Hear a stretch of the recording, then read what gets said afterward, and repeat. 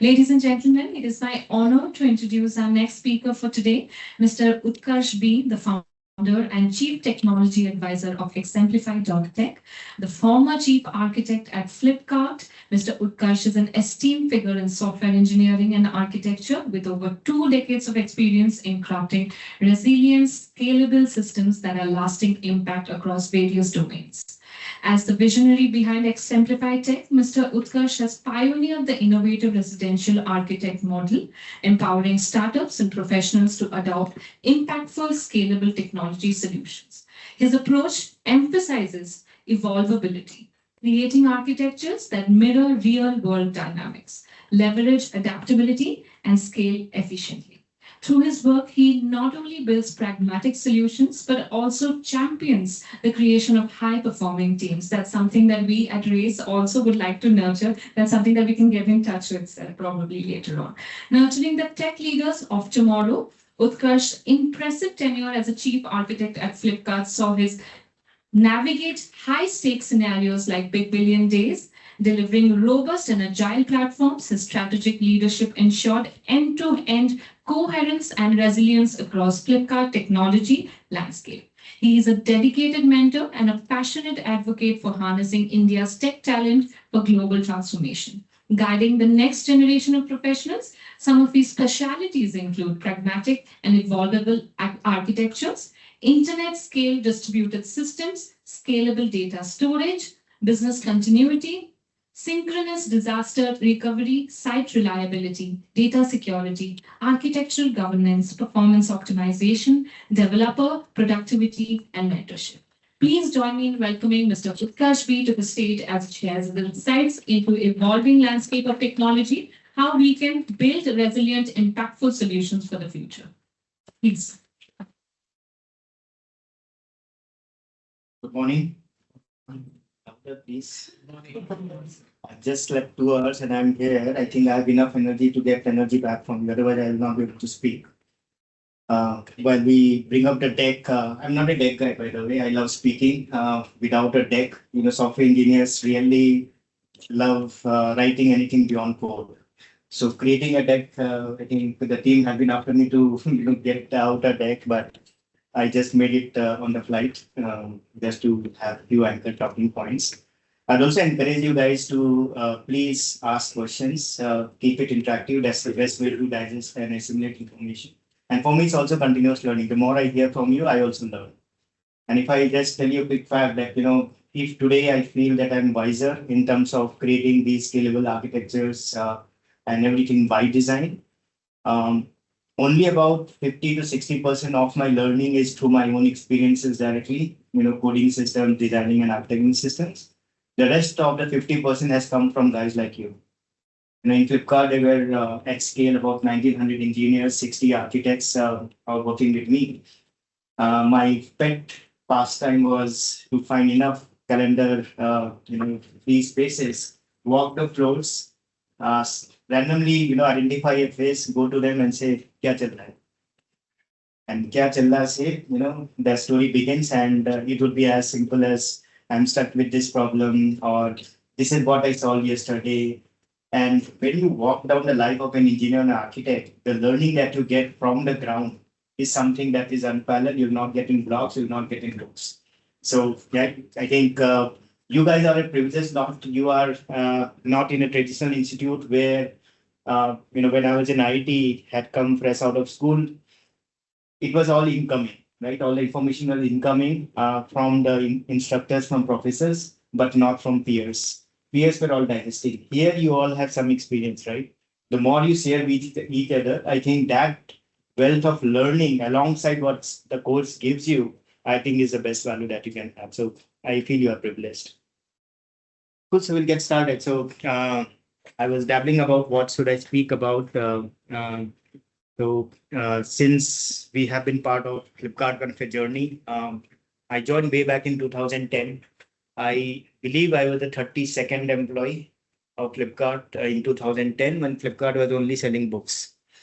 And my life journey, just to spend 30 seconds, I have been a hands-on engineer all my life, 23 years of experience. I somehow hated the CXO title. CTO or CPO and so on. It's no, I will say offense to them, but it takes you away from some ground realities. And I always wanted to be grounded and keep spinning flywheel of, technology leverage at scale and love being with engineers than with, CXOs. And that's what I've tried to do the entire 23 years. Last year, I exited Flipkart. And the best way to probably be relevant, keep learning was to mentor startups. So as of now, it's almost like a dream job. Whatever is your passion is also your job. I work with about 18 to 20 startups in a fractional way, 1 day a week, half day a week, whatever works, because they don't need me full time. But go there, sit with the engineers, sit with the architects for a longer time, engage with them for 1 or 2 years, and see how I can foundationally help bring out the best from that company. And in doing so, I also learn. So all these 18 startups, if I start telling you the names, all of them are in different, domain. One of them in AR, VR, one in IoT, one in security. You see that laptop is from Grow, so I advise Grow. So every kind of a portfolio, and it's not that I'm an expert in that domain. I've never worked with IoT, I've never worked with AR, VR, but you go there, you have some wisdom, but you also learn some new tools. So that way, continuous learning is something that you cannot, avoid. That's part of life that, Professor Chino also said, make it part of your life. And that's something that is required. I come from a 2001 era of passing out from IIT Kanpur, right? I was probably in my school days, I was coding in GW Basic. Had anyone heard of it? COBOL, Fortran. Fortran, Pascal. I coded in them. And now are those technologies relevant? No, right? If I was just saturated there, I would be, nothing. Sorry. Yeah, mainframes and banks, many of them are using it, right?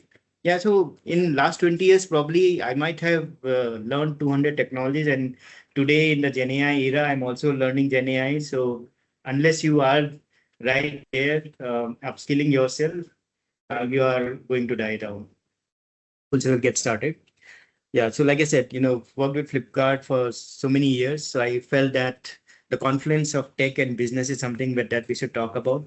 How do you future-proof businesses with the right and optimal leverage of tech? First of all, I mean, how do you define an organization? Organization like a Flipkart or a Grow or a PhonePe, right? Take any of these companies. Each company has a unique DNA. Unless you have a DNA, you are not going to be lasting for a really long time. It's almost like each one of us has a personality, right? Organization has to identify personality, right? It's a combination of values and mission, right? What values do I stand for? Flipkart stood for customer centricity as a value. Any decision that we took internally was, is it going to benefit the customer or not? Right? If it is not going to benefit, it's not part of a value chain. And the mission statement, right? By the way, it was very interesting when I did interview for Flipkart in 2010. And obviously Sachin was one of the interviewers. And at that point, I mean, imagine before Flipkart was with Amazon, a huge company, right? And Flipkart, 30 people selling books. And I took a leap of faith and I joined Flipkart just because Sachin, during the entire interview, probably 30, 40 times, he repeated one phrase, कुछ करेंगे. I said, कुछ क्या करेंगे? And he said, no, we'll create history. I said, Hindi का आपने English किया, लेकिन you didn't tell me, what we'll do. He said, no, we'll just create history in India, right? When we look back, there'll be many chapters that would have been written in Indian history, right? And if I now look back, there's so many firsts in India. Startup was not a regularly used phrase. It was not a booming industry. A lot of scalability happened. Banks had to scale up, payment gateways came up, fintech instruments came up, and Flipkart was the helm of it, right? If Big Billion Day had not happened, bank would have not crashed. The internet fabric of India did not, would not have crashed.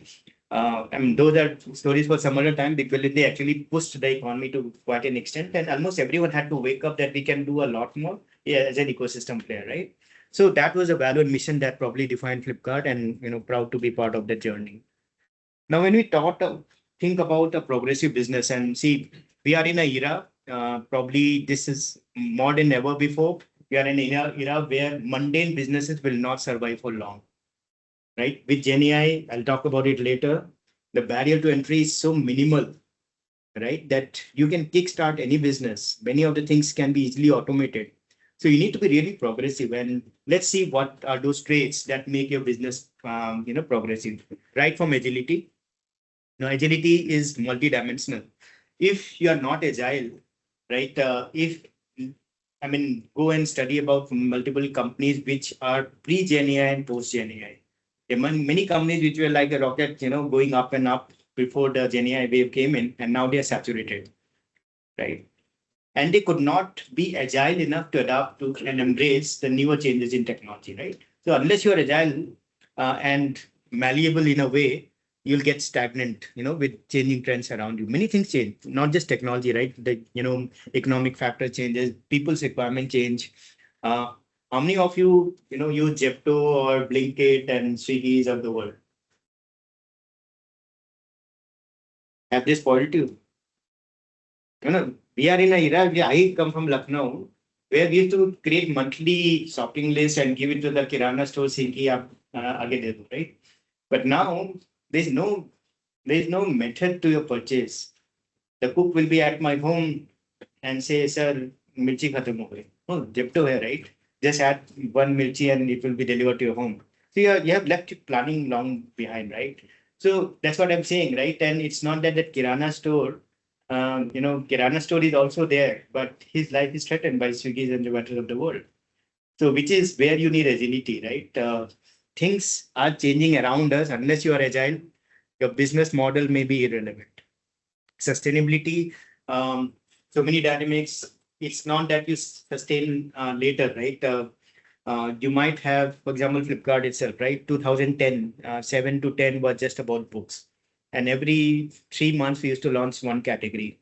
But there was always a thought process, and that's what Sachin meant by, will create history. Whenever he had a conversation with me, कि जो भी अभी कर रहे हैं 10 साल बाद भी चलना चाहिए, right? Because it's not about few books being sold. It was about so many, products that are being sold today. And I remember we used to do 1,000 orders per day in somewhere in 2010. Now we do 1,000 orders per second, right? So unless we invested in a sustainable platform, these things would have just crumbled. Scalability, you cannot build any business unless you just say that, I want to just serve my building, right? Absolutely fine, right? That's your DNA. You don't need to scale. You just scale for that one building, some 50 households, nothing more than that. But if you're thinking global, right, you cannot, as an after fact, think about, okay, I did not think about scale. Measurable outcomes. Everything has to be objective. Every decision has to be non-subjective. It cannot be gut feeling anymore. ये करना चाहिए just because I feel it. Data should be telling that story that you are doing it for a certain reason. Keep measuring it, right? Data instrumentation, data collection, data instrumentation, metrics, insights, inferences, all of those are important part of every decision making on a large scale organization. And in doing all of this, never lose sight of innovation. Right? So these are, as per me, the traits of a good organization. Then you are future proofed. Now, do you think, are there any of these pivots where technology doesn't have a role to play? Previous technology? Any pivot where technology doesn't have a role to play? Any of these 5 traits that doesn't need technology?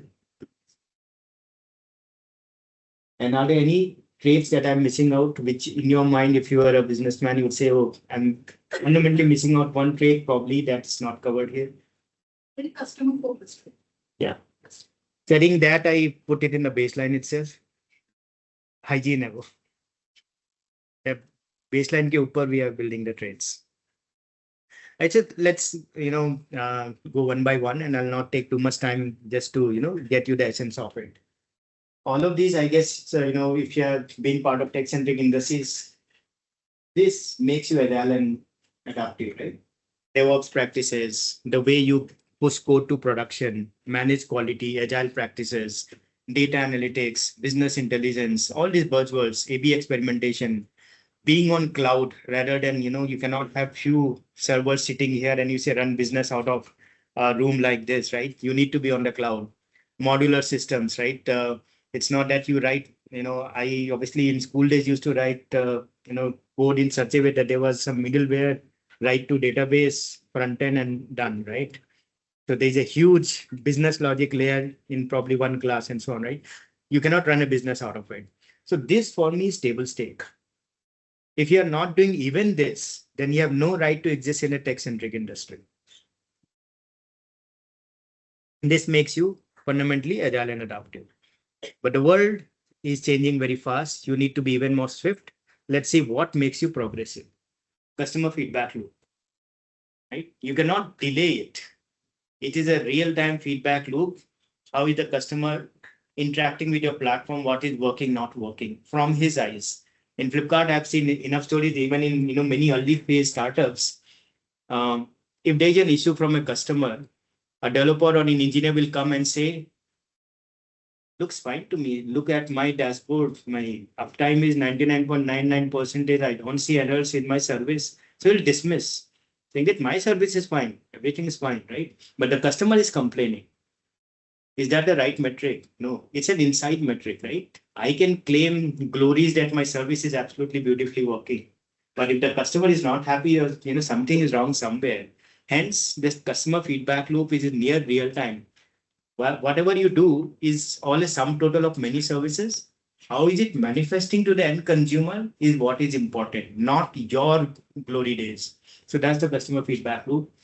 We use data, right? And see, you'll you'll be agile if you're also preempting things. You cannot say, okay, in retrospect, let me change myself. You need to prepare for a change, and what will lead to that, preemption is forecasting. You do risk analysis. That it's not that the risk has converted into a threat, and it's right there knocking at your door, and then you say, okay, what could I have done better? You need to continuously do risk analysis. And from this data analytics, that's just table stake, you need to go to real-time data analytics. In Big Billion Day, we had huge dashboards. We used to be in war rooms for 5 days of Big Billion Day. And there was the funnel metric. These many customers are coming to the homepage. These many are discovering and browsing. These many are on card checkout. These many are on the payment funnel. That funnel is known to us. And each funnel is telling us what is working, not working, not at the just at an aggregate level. How many mobile sales are happening? How many people are buying clothes? How many people are buying this, that? And categories are sitting there looking at the metrics. Oh, what happened in the last one? Mobile sales has dipped. Has Amazon launched an offer just now, which is better than us? And do we need to react? And then agility comes in. Everything is configurable. You say, let us counter that offer. Let us create a new offer. Right on that. You don't need to write code. You just pull a few strings here and there, and it's lighted up on the website. Right? That's agility for us. Real-time feedback loop, quick reaction, rollout works. Simulations. It's very important. And see, when I joined 30 odd people, including Sachin Bini, when I exited last year, I couldn't even count the number of employees. The engineers themselves were 2,000, right? And product managers probably 150 and so on. So in those kind of environments, instead of one or two services, probably there were 6,000 services in Flipkart data center. So if you need to test out anything, it was very difficult. You needed but simulations, right? Because the customer is seeing a sum total of it, right? Unless you're able to simulate before it becomes live to the consumer, you cannot be, sitting pretty on it. And then today we are talking about co-pilot-led prototyping, right? You cannot say, okay, let me create a prototype, two members for 1 week, go sit in a room. I'm giving a spec, prototype, then come to market. Prototyping should be in a matter of minutes. It's not a mission critical application, it's prototype. It's designed to fail, but it's designed to give you quick feedback loop.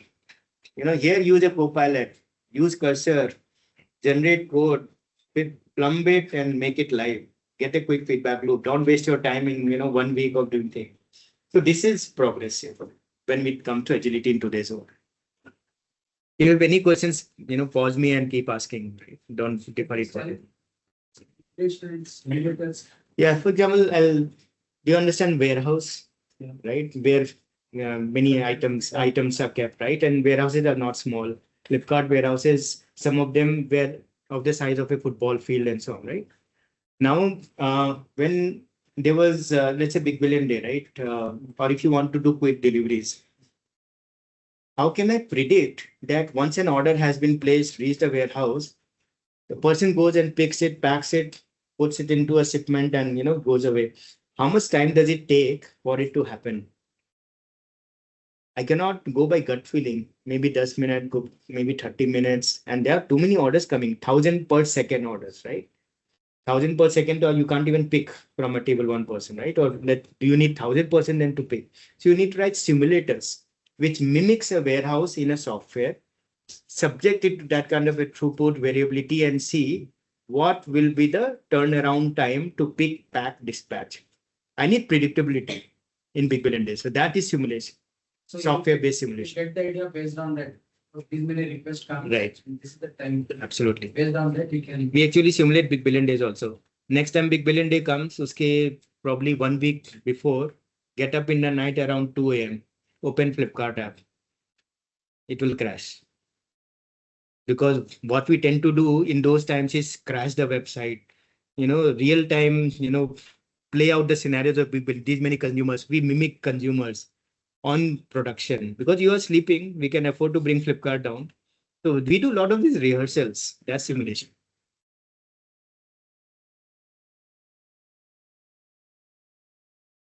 Yeah, then scalability. Obviously, again, table stakes are you need to have digital interfaces. You cannot be sitting in an offline shop and saying, customers come to me, I'll deliver you goods. Digital interfaces could be of any kind, and digital interfaces, table stake is at least you have an API, you have a mobile app, and so on, website. Cloud infra and hosting, like I said, and otherwise, more customers are coming in, more load is generated, and you are saying, I need to buy more boxes. You don't need to buy, be on cloud, scale it up. That of creating new services, containerize it, quickly deploy it. You don't need to be a master of everything. You're doing business. You don't need to create accounting software, buy SAP products, SaaS platform leverage. All repeated tasks, keep on automating it. Why are you wasting time, doing it again and again? Be sure about data management. Today I have 100 customers, this much data, tomorrow I have 1,000. How do you keep, piling up your data workloads in such a way that tomorrow you don't fall flat? That's all scalability. This is stable state. Itna bhi nahi kar rahe, then you have again no right to exist. Progressive will be instead of just saying that I'm on cloud, when time comes, I will put more money, I'll scale, be in an auto scaling mode. Dynamically understand that, traffic is slowly going up. Systems are also slowly scaling. That's dynamic auto scaling. Infrastructure is code. No more people write scripts and say that, okay, this is how I'll deploy. This is the configuration, right? Everything is outside. There's few lines of code or maybe no code, and infrastructure is ready to be wired. API-based ecosystem play. You cannot write custom adapters. You have published an API. UPI is a perfect example. It has published a spec, comply to it. You are part of the UPI infrastructure. Scale humans? No. Today, let's say customer care agents, right? Flipkart at one time had probably 15,000 customer care agents. Today, we probably have 1,500. Co-pilots have come in, right? You cannot scale humans, right? Infinitely. Human population is also finite. Our capacity is finite. Co-pilots have more capacity, at least for certain tasks. So all of these, right? So this is what will make you really progressive. Sustainability, again, some similar patterns you'll see. How do you make your sustainable for the longer term? Have enough automation, be indexed on your cost, business continuity. No matter what disasters come, you know how to keep scaling it up, right? Including people, right? You guys are here for a certain reason. The world is changing. You want to continuously be relevant and upskilled. That's what talent management growth is also about, right? Process should be repeatable, and sustainability also means modular systems. If supply chain needs to be, re-architected, made more scalable, it should not be like Flipkart will come to a standstill. Only supply chain may some part is changing shape. The rest of it is working. So localize your changes. That's modularity. All of these again table stakes. Progressive. Many companies, for example, Grow is heavily regulated, right? You cannot wait for auditors to come in and say this is compliant, this is not compliant, react to it. You need to be almost compliant by design. What are those security practices, right? I know the checklist, I know the RBI mandate, I know the SEBI mandate, right? And come and and bake it in your software practices, right? Automate as much. Auditors का काम है आकर के tick mark. You should be ready before that. This is why you are here. Continuous talent upskilling, low code I discussed, continuous platformization. Instead of saying that okay, by the way, in 2012 Flipkart took a business holiday for 8 months. No running business, जितना है उतना ही करेंगे. Why? Because we needed to prepare supply chain for tomorrow. 8 months. Sachin said no business. जितना है उतना ही धंधा करेंगे. I'm giving you time to make supply chain ready for tomorrow's scale because we were preempting it.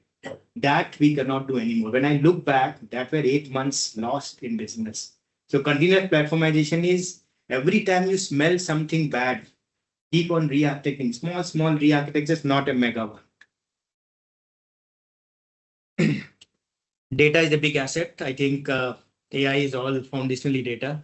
Yeah, right. It's not a huge magic wand under suppose data, right? So data collection, data quality, integrity, metrics, measures, data security, protection, data-driven decision making, all table stakes. But what makes it progressive is you're using data for inferences. Needle in a haystack, any patterns that human cannot detect, AI will detect. That's inference, right? Data democratization, almost everyone, if there was some project that you were working on, you should build out insight that almost everyone can leverage data, everyone can contribute, everyone can visualize, everyone can consume, right? So that way there's a flywheel around the data. Democratize the data will speak more and more stories. Data-driven decision-making is the hardest. Data-based insights are the easiest because you're critically depending on it, right? If we all know Musk launched a rocket, right? If there was no human in the middle, there will be enough, there are billions of dollars at stake. So there'll be human in the loop. So AI is not a magic thing that, leave it to AI that, by the way, while I love AI, I will not believe the story that tomorrow you don't need developers. That's a myth. That everything will be codified by Gen AI, that's a myth. Commodity developers are not required. उसके लिए AI है, but the high quality developers are still required. Right? So human and AI will find a balancing act. Innovation, here I'll not talk about, it's a very simple slide. Innovation is cultural.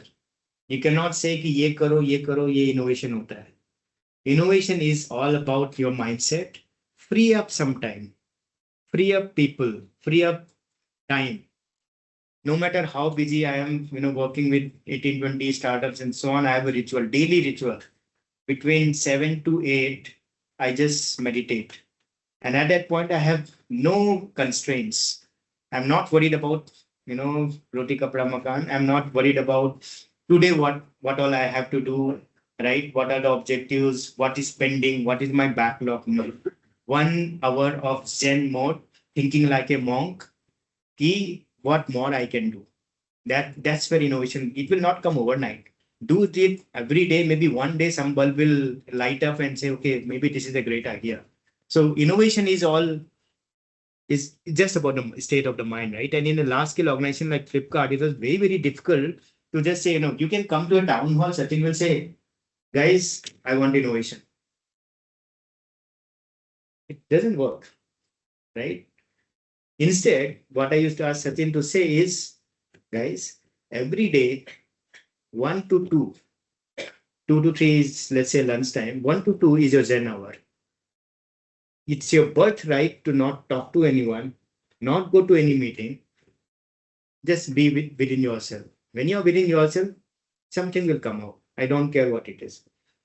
And when I became the chief architect in 2017, I made it even more amplified. Instead of that 1 hour, we announced Thursday as no meeting days.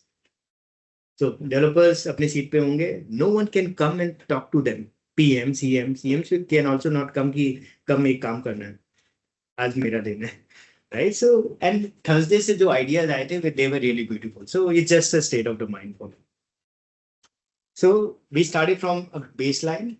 This is what, for me, the desired baseline, where the flywheel, all these cogwheels will start working together for a progressive organization. We touched upon all these aspects. Continuous upskilling, which you guys are doing in this room, scalable platform, database observability, sustainable automated workflows, right tech leverage. I'm not, right is a powerful word here. There are many companies in today's world which are saying Gen AI hai, let me just pray and pray. Let me get, conversational, assistant into my workflow right now without even thinking whether it's needed, not needed, just because I want to be relevant, right?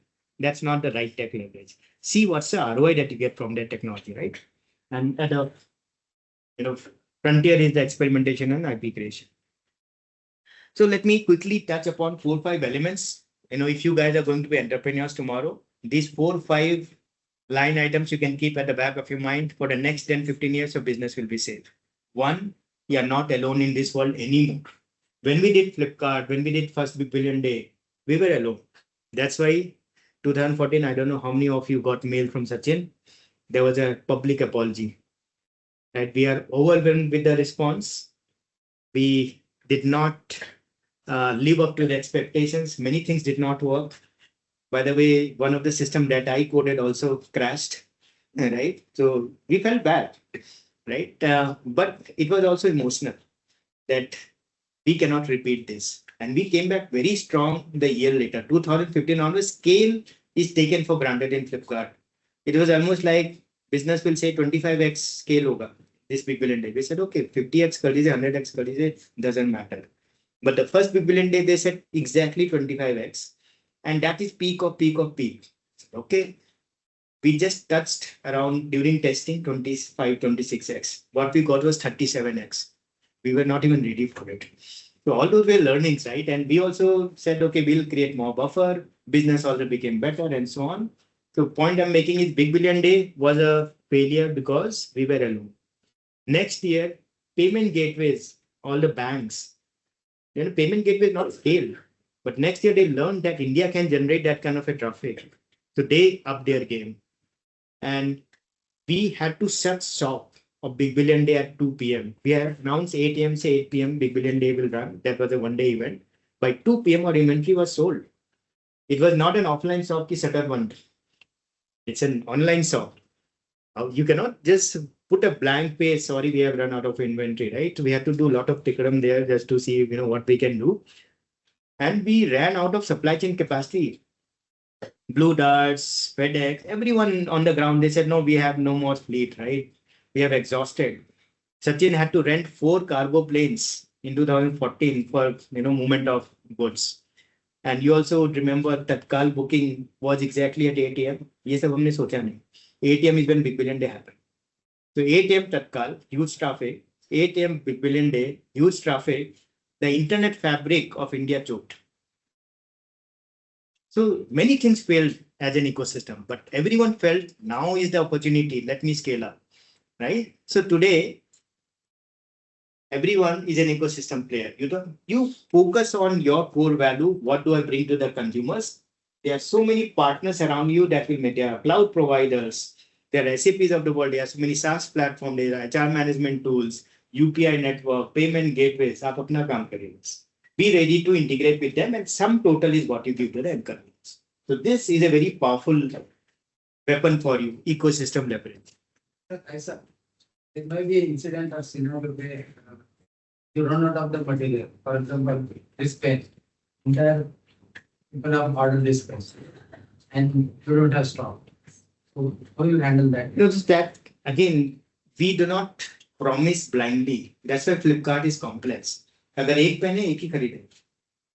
We have count of inventory, real time count of inventory. When you come to Flipkart, if the last pen is sold, it will be out of stock, right? And it is real time. It's very complex, by the way. So many warehouses in India, maybe 2,000 warehouses. Last pen got sold. All that feedback loop in real time goes to the front end and says, okay, make it out of stock. Just imagine the kind of complexity. And flash sale, I don't know whether anyone of you tried flying mobiles during, buying mobiles during flash sale. The first tweets we got, and there was public saying that Flipkart is chore, stop any, and they're selling because we just clicked and it said out of stock. But it was truth. We got, let's say, 40,000 phones from MI or Motorola at that time. 40,000 phones got sold out in 0.03 seconds. It's not human perceptible, right? Someone came and clicked. By the time 0.03 seconds, I mean, it was fastest finger first. And we did flash sales for 3 years before it became commodity. So it was technically challenging. It's almost like real-time counter. Right? So very, very complex problems have come out of it, Richard. How you communicate to the customer, okay, this is what for. It's just on the mobile page, out of stock. Then- You cannot even click that button, it's gray. Fine, out of stock, I agree. Yeah. But if I want to buy it, at any cost I want to. You buy, just- should I wait for? Yeah, you'll wait, or there is, all mobile apps are very intelligent now. Notify me when the product comes back in stock. You'll get a notification SMS also, right? That's a customer feedback loop, right? All of the things you try to think about. Then other powerful element is digital twin. How many of you understand digital twin? Do you have a digital twin? Digital, Do you have a twin? Anyone of you have a twin? Real life twin? What's a digital twin? Digital twin will be one fine day. Utkarsh wants to give 3 talks in parallel with the same sentiment, with the same energy, with the same passion, same voice. I'll send my twin. it's a big replica. Exact replica, right? So that world is not very far, maybe 10, 15 years, whatever, right? A holographic image of me and my voice, everything can be done, right? We can, Already done this. yeah, done it. So digital twin, by the way, is just see every time you take a step jump in a technology, you give a word to it. Digital twin is not very different from a simulation or a replica, right? When I talked about warehouse, the simulation, it's a digital twin of a warehouse. But digital twin, which is exactly like me, and now we're talking about digital twin to a human being.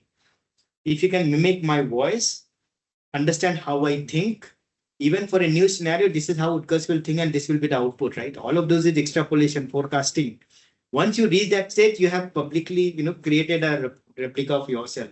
Maybe AI can do it one day when it can individualize the content for that person, right? Digital twin is very powerful in every way. This is an extrapolation story that hum sabka digital twin hoga. But every system, if you create a digital twin, imagine how simple it is to test it. You don't need to have a production system. You create a replica of it in any environment, subject it to any kind of a data set, you can keep testing. You don't need to wait for the end, actual scenario, someone buying, like you said, right? Flash sale, I can create a digital twin of flash sale and conduct flash sale and see how it works, mimicking the real world problems and so on, right? And if I'm able to simulate that digital twin, I study that behavior and I'm preparing even more robustly for the actual scenario, right? So it's a very powerful concept.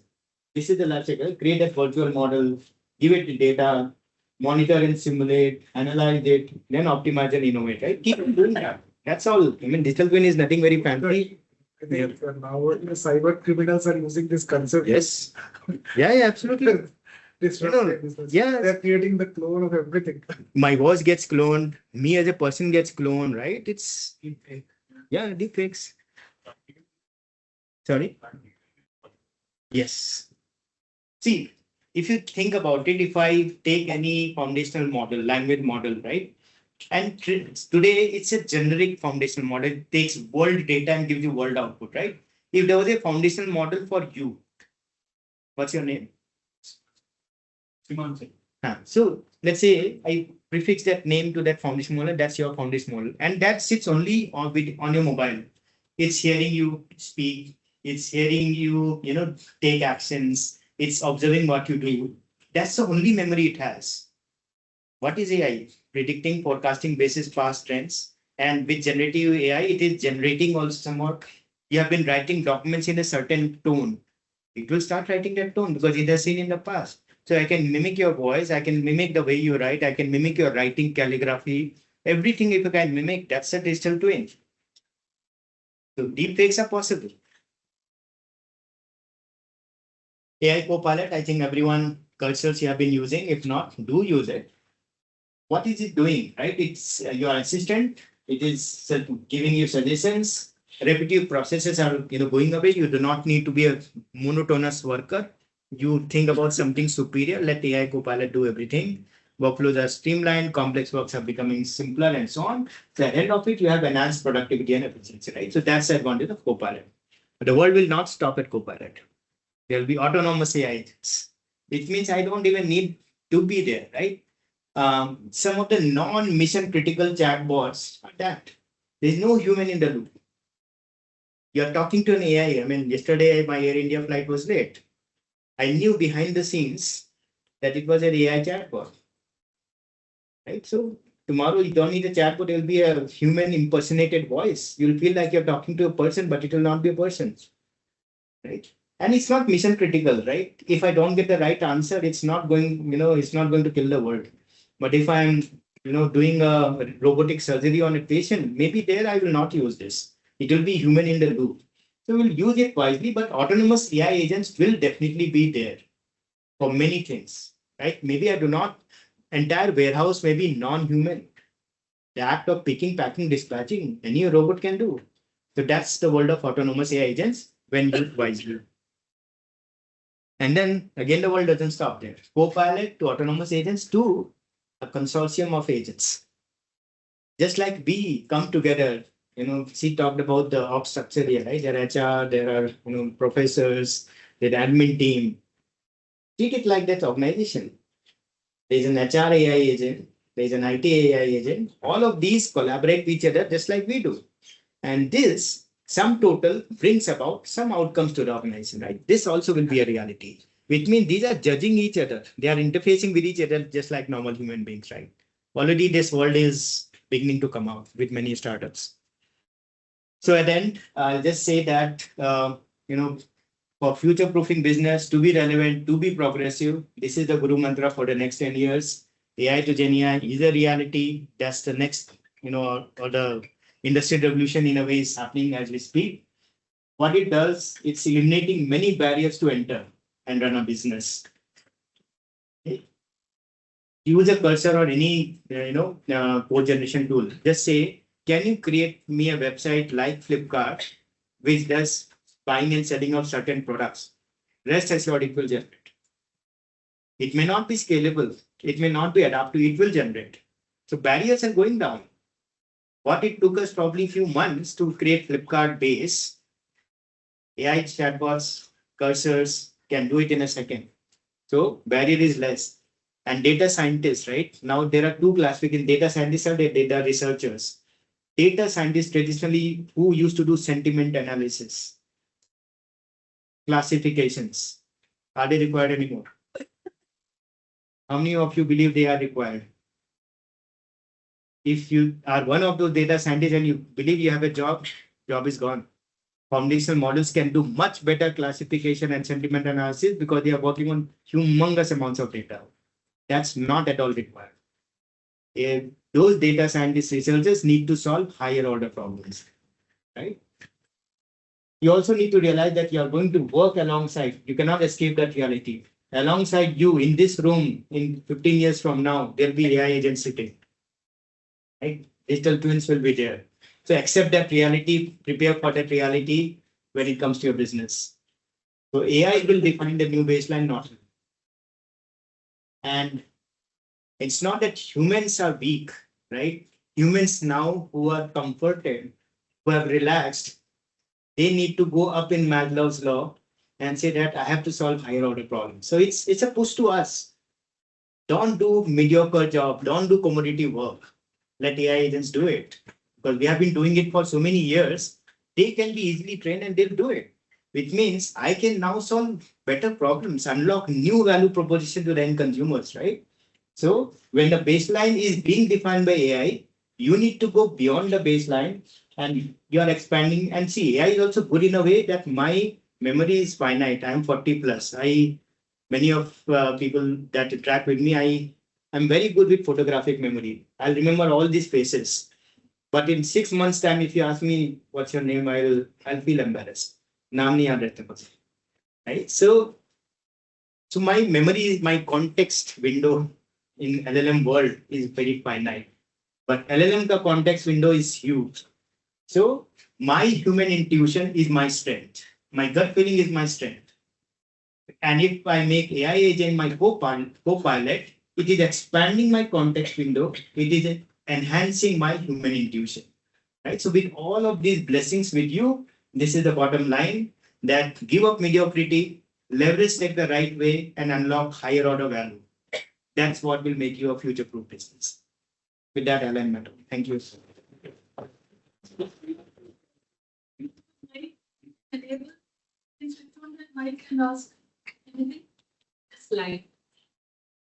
I also have a question. So, as a database system, if you increase the scalability, efficiency, and then you started to have, and then what needs? Yeah, so you see, database, I think some of the keywords it was not a data's, scaling top, but some of the things that I talked about, data management strategy, forecasting, prediction, all of those are ingredients to it, right? So if you know that my data today is 1 terabyte, in 1 year it will be 5 terabyte, and what class of data will increase, order data, how much will it increase, how many consumers will increase, then you piecemeal it and say, how do I structure my data? And I also have query patterns, right? Where I need, okay, this customer's this order. In certain other scenarios, you need how many orders of this type are probably potentially fraudulent. Query patterns are also changing, right? So sometimes it's a key value lookup, sometimes it's open-ended query. So when you organize your data in a very nice way, then understand the query patterns, you choose the right data store. You also start thinking about data management strategy, which is how much of a data do I need today? If I'm running Flipkart today, you will never come back to me, oh, मेरा 1 साल पुराना order पे कुछ बता दो आप. Very rare, right? I get to maybe one in probably a day. So why will I invest hardware on it? Keep it in a separate hardware. That data is also segregated. So I'm working with fresh live data, which is manageable, finite scale, and there is where low latency and high throughput is matter, right? So that's data management side. So many ingredients to it, but you can think about those kind of ingredients. Hello, Utkarsh. So my question is on the hardware only. So now world is moving to quantum computing, where we don't have bits 0 and 1, but we have quanta with n number of states. So does it does that because overlying software can be same, but does it disrupt any of our traditional systems like Flipkart, how we are designing distributed systems? Yes, I think it will disrupt it. It will make it better, but the need for Flipkart from quantum computing is lesser. We know how to scale our current data, current throughput, current customer needs. That's a solvable problem. Where I believe better solve, the things where quantum computing will unlock more value is at the edge. The watch that I'm wearing, right? I'm very health conscious. So, imagine in the health sector, right? Today, very few decisions can be taken on this. It's a finite compute, right? And whatever I can pack here. Rest of it is computing, pushing the data asynchronously back to the cloud, and all compute is happening there. And then insights come back and tells me, okay, last 1 day analysis. But imagine a very critical scenario, right? This does heart rate measuring and all. It will get sharper. If I can push more and more compute into these edge devices, imagine the power it can unlock for a sector like this. And you do not need to be in a very data-centric way, right? Even at the edge, if you are doing enough, right? And what I also got to know was maybe projector or television. You might have 4K televisions at home, but it's not the best quality. It's not actually real 4K. People are cheating if they're saying that, run a high quality action, movie there, you'll find some problem because the chip that is on that TV today cannot do 4K ka real-time rasterization. So the gadgets of tomorrow, these things, robotic surgery, all of those is where I will believe quantum computing unlocks a lot more. It will also probably help, people are talking about code quality and so on that's generated by cursors of the world. Today, if you talk to any Microsoft guys and so on, right, they have spent trillions and trillions of dollars. But when will they make money? They need to keep on crunching a lot more data. So the only path is that can you make compute more commodity, right? Current compute becomes commodity, quantum compute become the high ROI thing. So everyone is solving for those kind of needs. So anything, usual scenarios, I'll say quantum computing helps them in some way, but I'm waiting for new scenarios. New companies will come out. which will be very, very different leveraging quantum computing. What extent AI is used in Flipkart? Lots. I mean, see, AI started in Flipkart when data scientists were not even enrolled. Way back in 2012, data scientists were not a very popular role. They were engineers, architects, product managers, and so on. The first two data scientists in Flipkart with that title were not data scientists. They were two of my engineers. They said ki we love working with data. They were analytical mindset. They understood mathematics, probability, statistics. So those two guys became data analysts, business analysts, and they graduated to become data scientists. So 2012, the first data scientists were handcrafted, homegrown, and then CTO Amod Malviya, who was the CTO of Udan lately, he said, at that point, we created a data team, data engineering team, data platform, and the message to the entire Flipkart team was, I don't want to lose any data. I don't know what I'll do with it, doesn't matter. Data is a gold mine, and that was a preemption way back in 2012. We created a huge data platform where everyone was told, kahin pe bhi kuch bhi data hai, right? Any decision, whatever you're doing, right? It has to be collected, instrumented, and kept it. And they said, karenge kya? Doesn't matter. Just hold it. So 2012 to 15, maybe a lot of data, only some part of it was used for reporting, analytics, and so on. But where human was saying, okay, ye query chalana hai. But all this data was there hoarded from 12 to 13, 14, 15, 16. 16 when AI started picking up. That's when we said, oh, we already have data. Now AI can run any kind of a modeling on top of it. The data is not a problem. It was a huge boon and a leap of faith that we had taken at the point of time. Right? So since then, AI has been part and parcel of everything. Right? Even predicting inventory. Bangalore, Yelahanka के pin code से कितने लोग mobile खरीदेंगे big billion day. That's a decision that AI takes. What you will buy for your family is also I'm trying to find out, because you have been coming to Flipkart religiously, right? Those kind of situations. So almost everywhere, every touch point, Flipkart has AI. Can you just put some light on the difference between this chatbot and agent? You were mentioning some. It's Yeah, similar, right? So agent is what? Is an AI persona which is doing some action, right? The act of generating chat responses an agent is doing, right? So it's same. It's the same. Just there are layers to it. Some agents will only produce text. Some agents will produce voice and start giving out answers, templatized. Some will start having conversations like two friends. The day those come in, which means you are almost becoming a human. You're talking like a human, right? Almost a real-time response, right? And and also mimicking your emotion, sense. So I think the world is more worried about those. If there is a human mimicking of even emotions, which is the emotion AI, that probably the darker side of the world, which can unlock many things. But rest of it, I am very excited. Thank you. Thank you. Around for some time, because the time constraints I will have to close, but she's correct. Okay, one small question. Sure. How do you measure data vulnerability? Data vulnerability? So see, vulnerability is all across, not just data, right? Data is an important ingredient to vulnerability. If your data is sensitive, and we also know about data privacy bills and all, right? My email, phone number, my address, those are my personal details. Today, we are in the path to it. You own a house, right? And you protect it. Where the world is headed is anything that is your digital identity is yours. Anyone can't use it, right? My email, my phone number, without my consent, no one can. So when the data privacy bill becomes law, it's data, right? And that data which is sensitive, right, and can be exploited, I need to protect. So all technologies, all designs that need to go in to protect all of this is the data vulnerability protection part of it. And software layers are also integral to it, through which API, through mobile, where people can penetrate, infiltrate data and so on, right? So vulnerability is multi-layered. Thank you, everyone. Thank you.